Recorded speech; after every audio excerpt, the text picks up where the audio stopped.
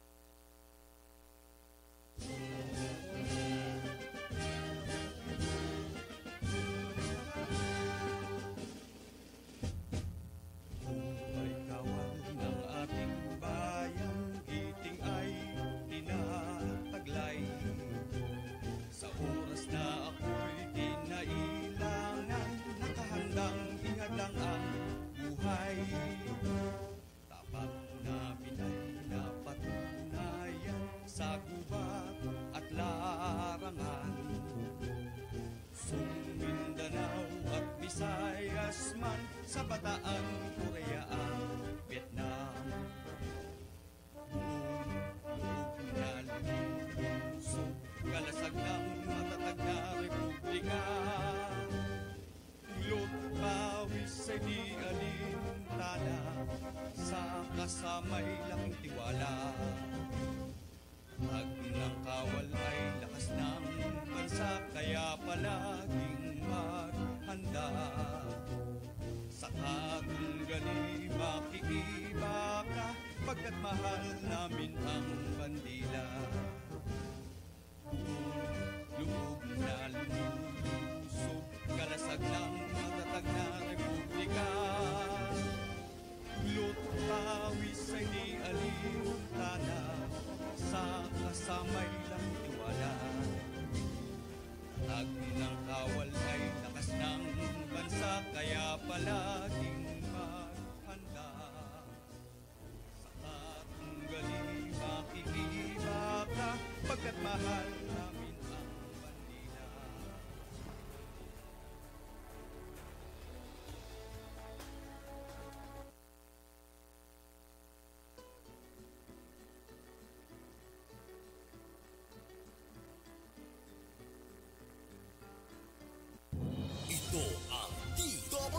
DWDWD 1134 kHz Katropa Radio. Iba tayo!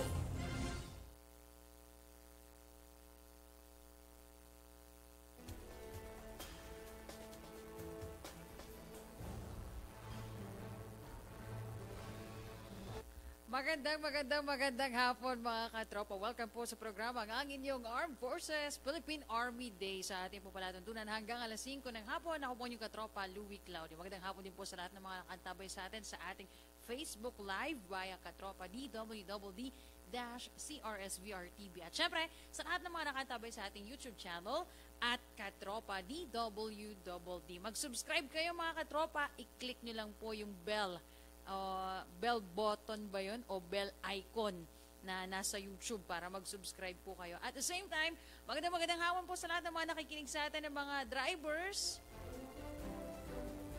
yung mga kuya, mga manong, good afternoon po sa inyong lahat. Mag-ingat po kayo sa pagbiyahe ninyo. Sa mga naka-tune in sa 1134 kHz sa AM band, magandang hapon sa mga Vice Bell Babies, kay Ate Alma, kay Rolene, kay Annie, kay Christine, kay Ate Kat sa Nueva Vizcaya. Naabot ng ating Facebook Live. Magandang hapon po sa inyong lahat at get well soon sa kanyang lola na nasa ospital pa rin. Ayan, pagdasal natin yung mga may sakit. Ganun din yung kapatid ni Christine na ooperahan. And condolences naman dun sa pamilya ni Rolene na matay yung kanyang pamangkin. Ating pong pakikiramay sa kanilang pamilya.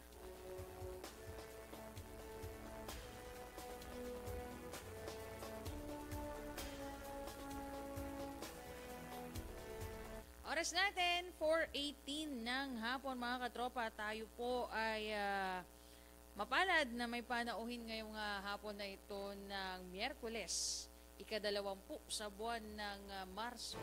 Pero bago yan, birthday pala nung kaibigan ko nung college. Happy birthday, Eya. I hope nanonood ka or nakikinig ka today. Happy birthday sa'yo. Ito na nga mga katropa, ang ating pong panauhin ngayong hapon ng Miyerkules, si Captain Ron Villarosa, ang Special Project Officer po ng 103rd Infantry Brigade dyan po sa area ng Marawi. Magandang hapon, sir. Bumati muna tayo sa ating mga taga-subaybay. Magandang hapon sa lahat ng ating taga-subaybay, sa lahat ng ating mga katropa. Magandang hapon at magandang hapon din sa iyo, Katropang Louie. Ayan, maraming salamat muna sa pagpapaunlak na mag-guest dito sa aming programa. Binigla ka ba ni Ate Beth? Medyo kala ko ang ambush nangyayari lang sa field, pati pala dito sa headquarters na ambush interview din. Iyon, oo. Ate Beth, pa-burger ka dito kay sir. Ganun pa man, nagpapasalamat din kami dahil sa mga pagkakataon nito meron tayong opportunity na iparating sa ating mga kababayan, lalo na sa mga nakikinig sa ating Katropa Radio, yung mga nangyayari sa ground, in particular yung mga relevant events sa Marawi City, lalo na pagdating sa mga focus military operations natin. Dahil binanggit na ni sir yung focus military operation at yung bahagi ng Marawi, tanungin natin si Captain Villarosa. Sir, kamusta ba ang rehabilitation ng Marawi dun sa perspective or dun sa ginagampanan ng Philippine Army sa part ninyo?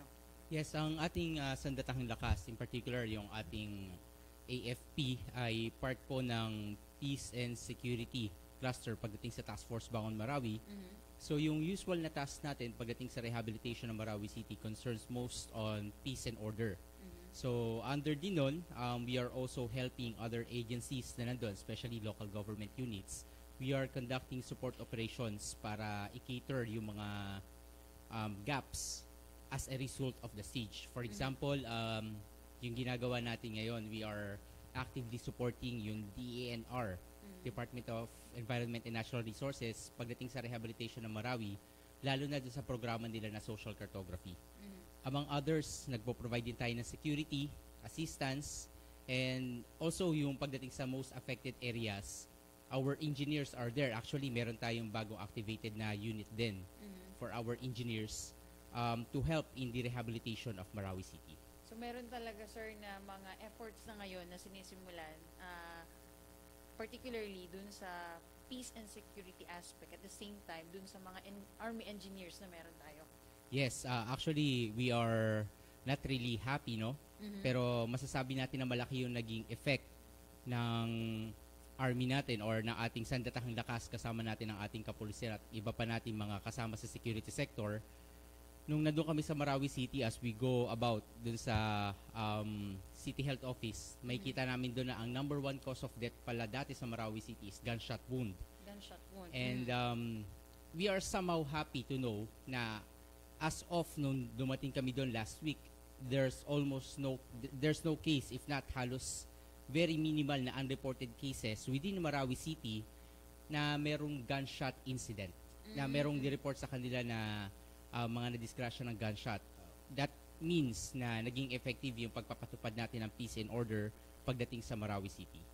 Ngayon sir, since syempre nakita naman natin na kumbaga unti-unti yung pagbangon, lagi ko sinasabi sa program natin na yung rehabilitation di naman siya nangyayari overnight. It will take a lot of time and effort sa mga concerned agencies and of course sa armed forces bilang parte ng Task Force Bangon Marawi. So, sir, ngayon kayo po sa 103rd Brigade, ano yung mga ginagawa ninyo to counter yung mga grupo or yung mga tao na talagang hindi maganda yung plano sa mga kababayan natin on a particular community or area? Yes, actually, isa po yan sa mga priorities ng ating brigade commander ni Colonel Romeo S. Browner Jr. Nung nag-assume siya ng kanyang commandership ng 103rd Brigade, isa sa mga sinabi niya is yung rehabilitation ng Marawi City, isa yun sa mga focus area na gusto niya talagang magawa within his term. And aside from that, of course, yung ma-neutralize yung threat natin on the Maoti remnants and also yung upcoming election.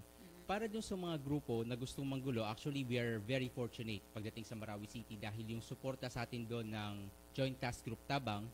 Joint Task Group Tabang is composed of the 12th CMO Battalion, kasama na rin yung 1st CMO Battalion and 4th CRG, pati yung 4th CMO Battalion. They have been actively helping us pagdating doon sa mga IDPs natin. So, aside from doon sa rehabilitation efforts, let us take note na Marawi City, we have to divide that, one into the physical domain and the other one into the social domain, yung human terrain na tinatawag. What do you mean, sir, dun sa physical domain muna? Yung physical domain, pag sinabi natin physical domain, it talks about the most affected area as a city. So, that is the structure, the economic center of Marawi City. Ibang issue siya when it comes to rehabilitation and as far as the military is concerned. And another issue din naman yung addressing the human needs, yung human terrain natin. Kasi we have a city that has been destroyed by the terrorists. At the same time, we still have IDPs na kailangan nating i-cater. And for that, we have been, again, very thankful na we have the 12th CMO Battalion, 4th CMO Battalion, 4th CRG, and 4th CMO Battalion para i-address yung needs ng mga IDP natin as directed by Task Force Bangon Marawi. So ngayon, sir, ano yung mga efforts na ginagawa? Kasi binanggit ninyo na 12 battalions ito. Ano yung efforts na ginagawa nitong mga units na ito, particularly dun sa IDP? Kasi yun yung medyo maingay sa ngayon eh. Yun yung talagang iba't iba yung sinasabi nila na lumalabas na issue. Well, we cannot deny the fact na talagang maraming gustong manggulo sa Marawi City, maraming gustong mag-take advantage dun sa human turmoil na dahil nga doon sa nangyaring devastation sa city. Yung mga CMO battalions natin doon has been actively involved in humanitarian missions, mga medical, dental missions para ma-deliver yung mga basic services. Of course, that is in coordination na rin with the local government units, Task Force Bangon Marawi, and also yung messaging. Importante kasi messaging when it comes to the ground. Alam naman natin na hirap din yung IDPs natin mag-cope up, especially pag maraming misinformation. And most of the time, that misinformation, tinitake advantage na ng other groups, or should we say threat groups, para malito lalo at ma-agitate yung ating mga IDPs. So, isa sa mga kinakandak ng Joint Task Group Tabang ay yung mga psychosocial activities sa mga evacuation center para ma-check at somehow ma-ease up yung psychological condition ng ating mga IDPs sa Marawi City. Ngayon ba, sir, meron kayong figures kung ilan yung IDPs na tinutulungan natin or binibigyan natin ng psychosocial healing?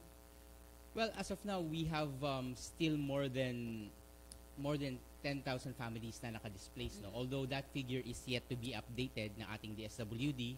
And those areas naman, inuunti-unti po yon ng Task Force Bangon Marawi along with our hijab troops. Yung hijab troops po natin, sila po yung mga female soldiers po natin na pinadala sa Marawi City to conduct the psychosocial activities. So, as of the last count namin, I believe we still have more or less 7 or 8 evacuation centers na kinikater. Pero hiwalay pa po doon yung mga naka-station sa mga home base na tinatawag natin, yung mga wala sa evacuation center. So we're still looking at figures natin is still at 5 figures. Medyo wala pa tayong definite na numbers. Talaga. Yes. Ngayon, sir, dahil nandoon kayo sa mismong lugar, Kumusta doon yung buhay ng mga tao? Kasi binanggit ninyo na meron pang mga IDPs, meron din yung mga nasa bahay din. Kumusta? Business as usual na ba? Kumusta yung buhay ng mga tao doon? When the enemy attacked Marawi City, no, they did not only attack Marawi City as the city, but they also attacked the economic center ng Marawi City, yung commercial center nila. And we are actually more concerned dun sa tinatawag namin na economic displacement ng mga tao. More than just being internally displaced, ang nakaka-damage talaga sa kanila is being economically displaced. While it is not completely true na sinasabi nila na Marawi is a ghost town, actually 24 barangays lang. 24 barangays na which we call the most affected areas, yun lang yung hindi pa nababalikan ngayon. Pero all the rest ng barangays natin in MSU and other barangays in Marawi City, masasabi natin na may sense of normalcy na yung nangyayari sa kanila. Although, we cannot deny the fact na they still need help because let's face that truth na even in other countries, pag meron nangyaring ganito kalaking disaster, it takes years and years, hindi lang isang taon, 2 taon, it takes even decades para makabawi talaga yung mga tao economically, socially, and even emotionally. Oo, kasi yung trauma din, sir, no? Yes. Na dulot nung war dun sa mga kababayan natin. So talagang tinitingnan yun. Kaya nga may mga psychosocial activities. And yung economic aspect, hindi ko matatanong yun kay sir kasi syempre hindi naman sila dun yung expert eh. 'Di ba? On the side lang tayo ng peace efforts and yung security ng mga kababayan natin dun. And ngayon sir, ano yung mga pwede nating sabihin na ma-share sa mga kababayan natin na ito na yung mga activities na conduct namin at ito yung mga tao na nakita namin na talagang matutulungan nito at magbe-benefit dito. Maganda yung nabanggit mo kanina, no? We are into the side of security. Pero, of course, security goes a long way. Kadalasan, pag sinasabi kasi natin security, we take note of security as physical security. Pero beyond that, we also have economic security. We have security when it comes to food security, social security. So, yung mga aspects na yon, we are actually taking advantage of the martial law sa Mindanao para tulungan po yung mga kababayan natin. At one forum, meron sa amin nagsabi na barangay chairman, this is during the height of the siege. Ang sabi nila sa amin is, sir, bakit kailangan na mag-martial law pa? And sinabi naman namin doon sa barangay chairman, sa ngayon, aminin na natin, hindi nyo alam kung kanino kayo lalapit. Nakabaksak kayo, hindi nyo alam kung paano kayo tatayo. Hindi namin trabaho na mag-govern sa inyo, pero dahil inatas din lang sa amin na martial law ngayon, hindi namin iti-take over yung power sa inyo, pero tutulungan namin kayo. Sinasabi nga namin nun na martial law empowers. It does not enslaves, martial law empowers. And by doing that, sabi namin sa mga barangay chairman na hindi naman forever ang martial law dito dahil sabi nga namin, wala namang forever. Pero in that context, sabi namin sa kanila, tulungan nyo kami na tulungan kayo. Once na nakatayo na kayo, aminin natin ngayon, baksak talaga kayo, hindi nyo alam kung sino tutulong sa inyo. Kaya kami nandito para tulungan kayo. Once na nakatayo na kayo at napatunayan nyo, kaya nyo na sa sarili nyong paa na tumayo ulit, then we will be happy na i-let go kayo. Martial law won't be forever. Sa context lang na to, we just need to help the people because the military, as of now, is the only credible institution in Mindanao. I could say this from the context of Lanao del Sur. In the context of Lanao del Sur, na talagang to act on matters swiftly, na meron talaga tayong effect na ipapakita sa mga tao. Sa Lanao, sir, ano ba ang update na ngayon na nangyayari doon? Well, currently our brigade commander, Colonel Browner, is very busy dun sa ating mga focused military operations. And we are expecting more or less na sa 15 to 20 na lang yung mga remnants ng MAOTIS, Dawla Islamia sa Lanao. And of that figure, we have a strong reason to believe na Abu Dar has already been neutralized, pero we are still waiting for the official results dun sa mga test na ginawa sa kanya. Kamusta naman, sir, yung paghahanda ninyo sa eleksyon? Well, that is also isa rin po yan. Kasi konting araw na lang, ito na, di ba? Papalapit yung eleksyon. Kamusta yung paghahanda nyo, sir, doon sa brigade? Isa rin po yan sa priority ng ating brigade commander. So, sinabi niya po yan na we will see to it that our elections will push through, walang failure of elections, and we are hoping na this will be a very, very credible election. We are happy to say, no, na sa part ng Lanao del Sur, when the special elections was conducted, that was the first election sa Marawi City na walang namatay. So that was sabi nga nila, the most peaceful election na nakita nila, kung saan everyone was given the right to vote ng maayos, nang hindi sila na-intimidate, and walang bloodshed. Wala talagang casualty na deaths na na-record.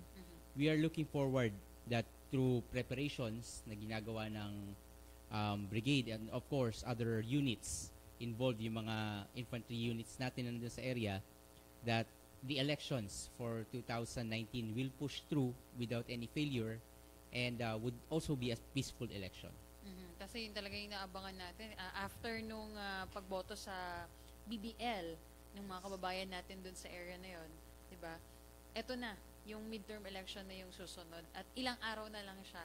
And I think dun sa sinabi ni Captain Villarosa, mga katropa, na hindi lang basta tinutulungan yung mga tao, tinitingnan din kung kakayanin na ba nila. Kasi kapag nandito sa Maynila, sir, ang tingin sa martial law, negatibo, na hindi naman sila first hand na yung nakaka-experience. So, coming from you and hearing those words from you, parang it gives us a clear picture na yung martial law doon sa Mindanao, doon sa area ninyo, nakakatulong talaga. Hindi siya yung makakapag-destroy pa ng mga kababayan natin or ng mga community. So, yun yung gusto nating i-point out dito, no? Kasi maganda yung binanggit ni Sir, na-empower sila. Hindi sila na-enslave dun sa pag-declare ng martial law. Sir, baka may gusto ka pang idagdag dun? Of course, yung armed forces natin, more than just fighting the enemy, the armed forces is here to win communities. Yun naman yung stand namin. Because, of course, we are deployed in an insurgent setting. Napakahirap ng kalaban natin, especially in Lanao del Sur. We have the NPAs na unti-unting lumalapit sa area natin. We have the threat from terrorist groups such as the Dawla Islamia. Pero with the help of the community, and we have been very happy na nararamdaman natin yung tulong ng communities. Our communities are now cooperative with the security sector sa ating AFP, sa ating PNP. And we're looking forward na we will bolster the delivery of basic services in coordination din sa ating mga LGUs. Yung martial law natin sa Mindanao is very different doon sa pinoportray dito sa Luzon. And sabi nga ng mga taga Mindanao, nawalan daw ng tubig dito sa Manila, pwede din ba sila mag-rally doon? So, malayo. Yung problema nasa Mindanao, yung mga nag-rally nandito sa Manila, they don't understand the concept of martial law, na in Mindanao, especially in Marawi City, we have not recorded a single incident na merong namatay because of gunshot wounds, not as we know, and that is also because of the imposition of martial law. Ang martial law po doon serves to empower the people, it serves to help the people, and in fact, marami pong livelihood project doon na ginagawa ang ating AFP para matulungan yung mga communities, and the communities have been very receptive, nagpapasalamat sila. We have one project doon. It will benefit about 200 to 300 farmers. ang nagtitake ng lead sa pagpaplano ng irrigation nila, kung paano sila magkakaroon ng patubig, is actually the AFP. So yun yung empowerment na binibigay natin doon sa mga areas na yon, yung mga areas na recruitment ground ng kalaban dahil mahirap talaga yung buhay nila doon. Malayo sa mga serbisyo. Malayo sa services. With martial law, we are pulling up resources, binabato natin sa mga area na yon, and they have been very receptive, very happy sila dahil natutulungan sila. For once, nakita nila yung kalaban talaga dito is yung kahirapan, yung kalaban dito are foreign ideologies, and nagiging kakampi nila yung ating armed forces.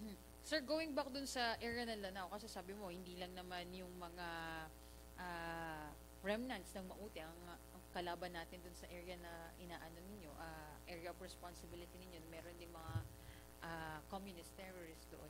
Ngayon, sir, kasi trending talaga yung mga pagsuko o pagbabalik loob ng mga miyembro ng New People's Army.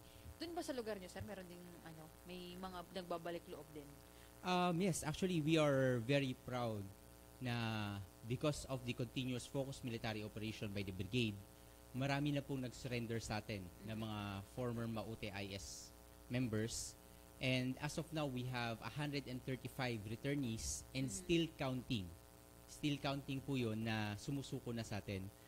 So let me just explain yung nangyayari kapag mayroong nag-surrender. Actually, it is also in the same area, Western Mindanao Command. Nung nagulat sometime in 2017 or 2016, back then I was assigned with the 4th Special Forces Battalion in Basilan, nagkaroon ng mga returnees. Nagkaroon ng influx ng mga nag-surrender na Abu Sayyaf elements. And it was really interesting kasi noong una hindi din alam ko anong gagawin. Yes, ng kasi AFP. syempre, sir, ang naging programa is kung may magbabalik loob ng mga miyembro ng New People's Army. Yes. Diba? And medyo kakaiba nga na merong nagbabalik loob ng mga miyembro ng Abu Sayyaf. And now, yung sa sinasabi mo, yung mga remnants ng Maute, unti-unti na din nagbabalik loob, sir. Yes. We were actually fortunate. At one side, nakita namin na anong gagawin natin sa kanila? This may be a Trojan horse, parang ganun ba? Pero on the other side, it gave us the opportunity. Actually, yung opportunity na yun, it gave us the opportunity to ask, bakit ba talaga sila naging violent extremists from the actors themselves? For the longest time, we have been adopting yung doctrine talaga, foreign literature, na kung bakit ba sila nagiging violent extremists. Is it because of the ideology, yung mga pinapasok sa kanila? Pero we were fortunate enough that we were able to debrief yung mga former fighters ng Basilan. And what really struck us is that most of the fighters na nag-surrender sa amin that time sa 104th Brigade in Basilan, karamihan talaga sa kanila are not really fighting for an ideology.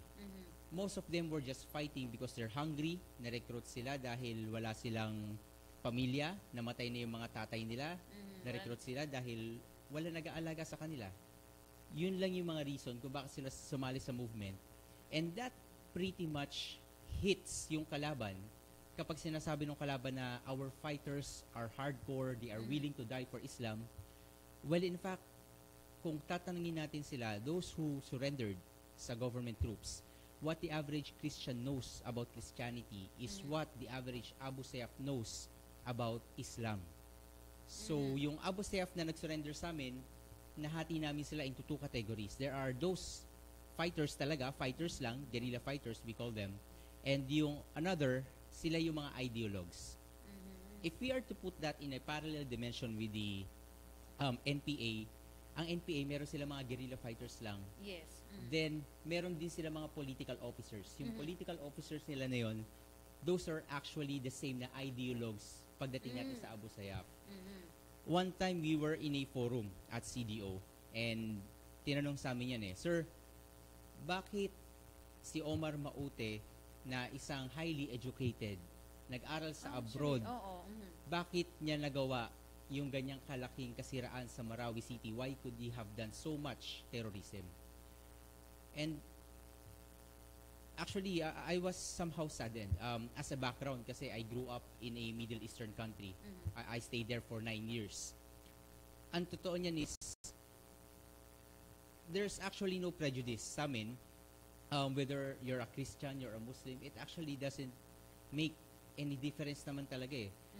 Pagdating lang sa Mindanao, we are labeling Mindanao as so much evil when it comes to terrorism. Pero yung nangyayari mismo sa bakura natin, hindi natin nakikita. Sinabi namin sa kanila, doon sa nagtanong na estudyante, why do we have to look any further? Yung mga nang-ambush ba sa Luzon, sa Visayas, sino ba yung mga leader niyan? Those are political officers. And yung mga political officers na yan, mga nag-aral yan sa mga magandang university dito sa Pilipinas, yan pa yung pinag-aral mismo ng gobyerno. Sila mismo yung pumapatay sa kapwa nila kasama sa, or sila mismo yung pumapatay sa tropa ng gobyerno. Those are the same educated people. Pero bakit pagdating sa Mindanao, we are labeling them through their religion, which is not really fair. It's not really fair. And sabi nga natin, terrorism has no religion talaga, Yes. di ba?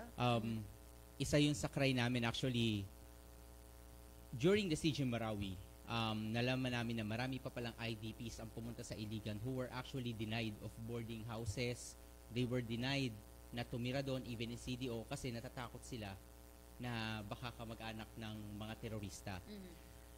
It saddened us, especially sa mga operators natin sa mga sundalo, because we're telling them 165 soldiers died not only to get Marawi back, they died because they wanted to save our fellow Maranaos. Regardless of religion, regardless kung Kristiyano ka ba, Muslim, Maranao ka ba, Ilonggo, Bisaya, Yakan, Tausug, it doesn't really matter pagdating sa armed forces natin eh. And it hurts us so much that those people who we are trying to save para makabalik sila sa Marawi so they can pray 5 times a day, so they can do what they want, so they can live as they should be living, are the very same people denied of those rights pagdating sa Iligan or other areas in Mindanao simply because they are Muslims. Natag na talaga na ganun, sir. Yes. And masakit sa amin yun because 165 troops died for that Filipino. That Filipino, be it ay Maranao, be it an Ilonggo, Or tausog man siya. tausug man siya, they died, be it Christian or Muslim. And then, i-deny mo lang siya ng bahay niya, i-deny mo siya ng rights niya. That is a slap sa uniform ng armed forces natin. And we have this firm stand na our armed forces is dedicated to serve the people. It is not actually, your armed forces is not against Islam. Because terrorism, again, has no religion.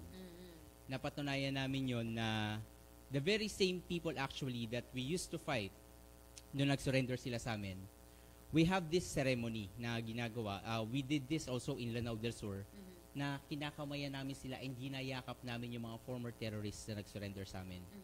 And we were hit with hard statements. Ang sabi ng mga statements sa amin is, Sir, bakit nyo hinahayaan na bumalik sa inyo yung mga teroristang yan? Pagpapatayin nyo na lang silang lahat. Pagpapatayin nyo na lang sila, marami silang atraso sa amin. And what we told these people was, actually, itong mga to, hindi natin alam kung bakit talaga sila lumaban. If you give us enough time, kung kami nga sundalo na nasaktan, namatayan, nahirapan, nag-ooperate, handa silang patawarin, sino ka pa kaya na natakot ka lang naman at tumakbo para hindi sila patawarin? Exactly. Kasi mas lalong mabigat kung hindi mo sila tatanggapin dahil nga binibigyan mo sila lalo ng pagkakataon na magalit sila. Yes. Kasi walang tumatanggap sa kanila, di ba? And the fact na bumalik na sila, ibig sabihin, they are willing na matransform, they are willing na talagang mag-start ng bagong buhay, at talagang ipakita na hindi talaga ito yung totoong ako. Nagkaroon lang ng mga pangyayari. Tama ka dyan, katropa. So, yun din niramdaman ng ating armed forces. So, if you can only imagine, yung mga tao mismo nasaktan, sila pa yung mga taong kayang magpatawad.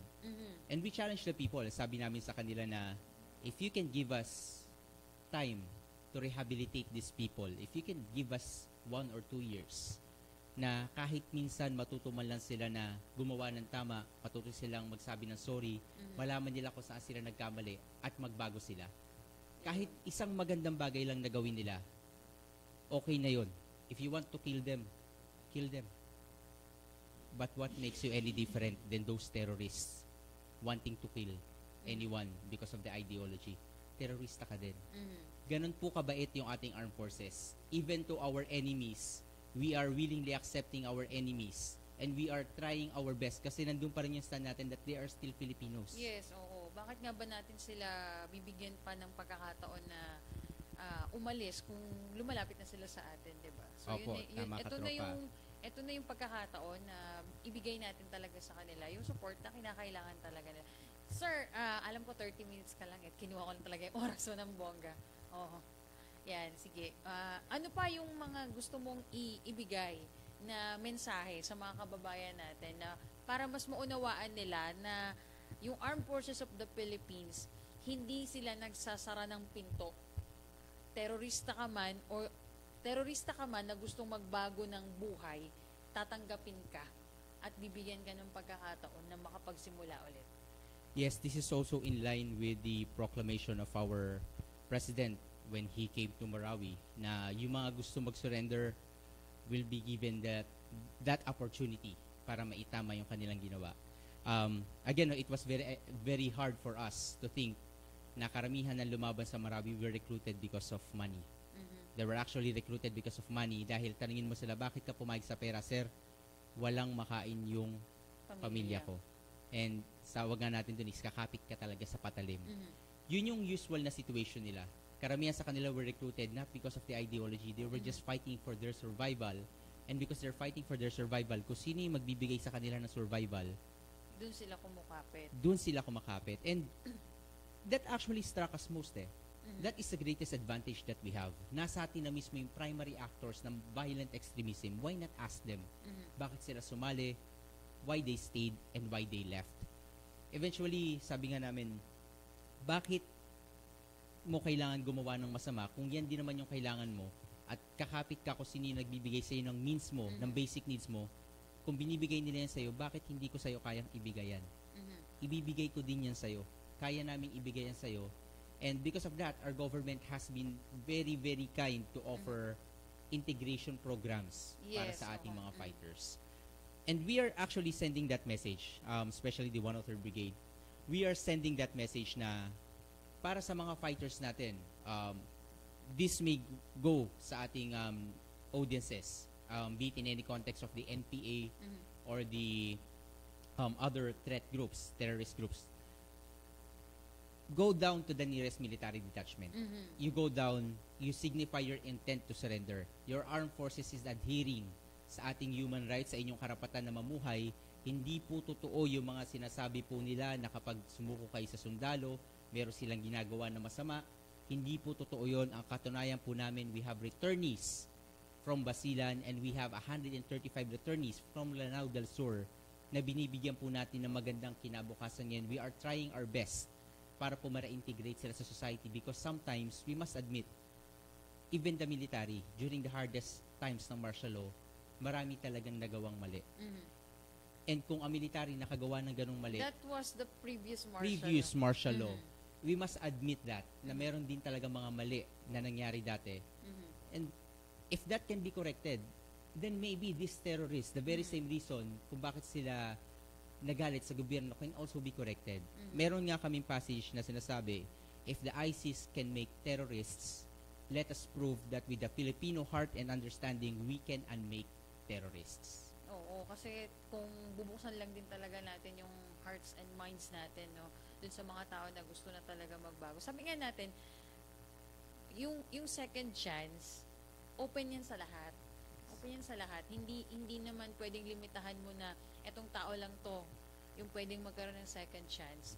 Yung second chance, mga katropa, binibigay yan sa kahit na sinong tao. Kasi hindi naman tayo pwedeng magsabi lang ng limited or for a certain group lang yung second chance na pwede natin maibigay. So sana po sa mga kababayan natin, sa mga nakikinig sa atin, sa mga nanonood po sa atin, meron po kayong, buksan nyo po yung isip at puso nyo na may mga tao talaga na kapag sinabi nilang okay na ako dito, tapos na to, babalikan ko na yung buhay ko na simple at payapa, babalikan na nila yan. So bakit natin isasara yung pinto natin sa mga ganung pagkakataon na meron ng kumakatok? Hindi po ba, sir? One final message, sir, sa mga taga-subaybay natin mula sa 103rd Brigade. Well, on behalf of our commanding officer, our Commander Colonel Romeo Browner Jr. from the 103rd Brigade based in Marawi City, na yung lagi naman yung message, it's the armed forces is here to help. We are here to empower communities. Ang ating Sandatahang Lakas ay nandito para ma-empower ang ating communities, and we're not only here to fight the enemy but also to build communities. So maraming salamat po sa pagkakataon na binigay nyo sa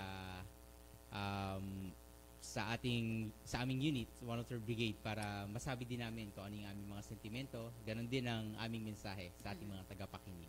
Maraming salamat po kay Captain Ron Villarosa, mga katropa, ang Special Project Officer po ng 103rd Infantry Brigade. Salamat po sa magandang message nyo sa ating mga kababayan, and of course, sa update natin na nagmula sa Marawi. Mga katropa, hindi pa po tayo tapos. Magbabalik po tayo dahil meron pa tayong ibang update. Pero kay Sir, okay na tayo. Maraming salamat, Sir. I hope hindi po ito yung first and last na ma-interview namin kayo dito. Kahit via phone patch, Sir, okay na okay lang po yan. Maraming salamat po, Captain Villarosa, Sir. And regards po kay Colonel Browner. Muli po, maraming salamat po ulit sa ating katropa at sa lahat ng ating tagapakinig. Maraming salamat po, Katropang Lui. And maganda at mapayapang hapon po sa ating lahat.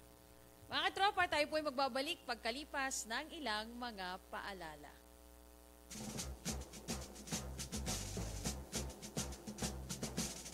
Ito ang inyong armed forces. Palatuntunang nagtatampok sa sandatahang lakas ng Pilipinas. Nagbibigay daan sa serbisyo ng sundalong Pilipino. Ito ang inyong armed forces. Kilalanin ang mga kawal na naglilingkod sa bayan dito sa programang nagbibigay daan sa bawat ng katotohanan. Ito ang inyong armed forces. Ito ang DWWD 1124 kHz. Balita, impormasyon at musika. AM at FM pinagsama. Ito ang Katropa Radio. Iba tayo. Kayo ay nakatutok sa 1134 kHz. DWDD Katropa Radio. Iba tayo. Kami po ay kasapi ng KBP, kapisanan ng mga broadcaster ng Pilipinas.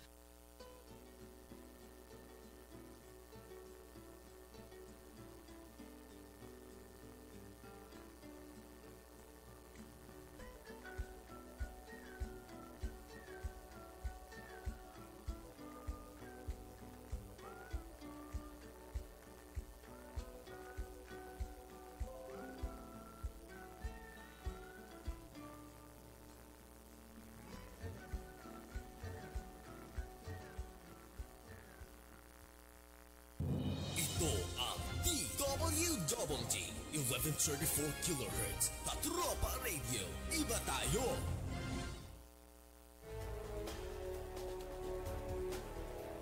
Mga katropa, tayo po ay nagbabalik sa programa ng inyong Armed Forces Philippine Army Day sa ating pong palatuntunan. At syempre pa, tuloy-tuloy tayo sa ating pong mga balita at update patungkol pa rin po sa Sandatahang Lakas ng Pilipinas na kapagtala po ng kasaysayan ng 75th Infantry Marauder Battalion ng kanilang magkasamang ginunita ang National Women's Day kasama ang nasa 19 na dating miyembro ng komunistang terorista na New People's Army o CPP noong nagdaang Marso. Ito po yung mga nagbalik loob na, mga katropa, no? Na may tema po na We Make Change Work for Women.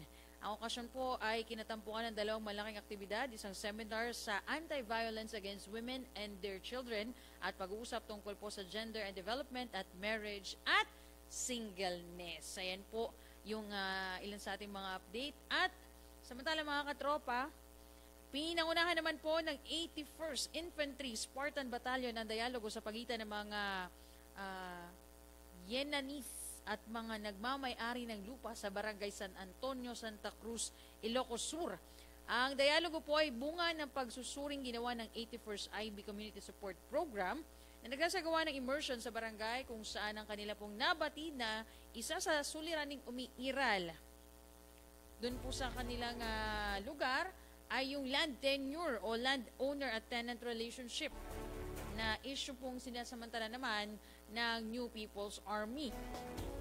Naniniwala naman po si Lieutenant Colonel Charles Castillo, ang commanding officer po ng 81st IB, na ang maayos na pag-uusap ay ang pinakamagandang solusyon para maiwasan ang hindi ka nais-nais na mga pangyayari. Dumalo po sa dialogo ang mga kawani ng Provincial Agrarian Reform Office ng Ilocos Sur sa pangunguna po ni Christian Sugitan, Provincial Agrarian Reform Program Officer 2, kung saan pagkasunduan na magkabilang panig na lumagda sa isang kasunduan.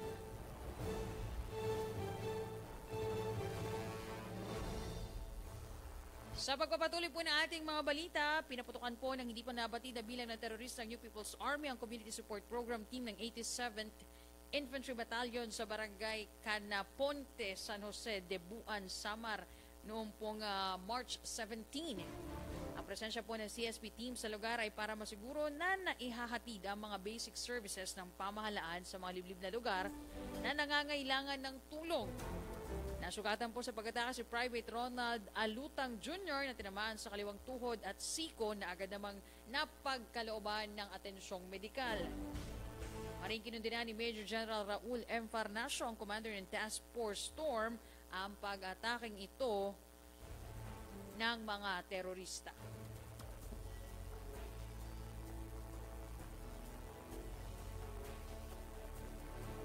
At yan po ang tampok ng mga balita at updates patungkol po sa sandatahang lakas ng Pilipinas at sa Department of National Defense. Dito pa rin po sa programang Ang Inyong Armed Forces.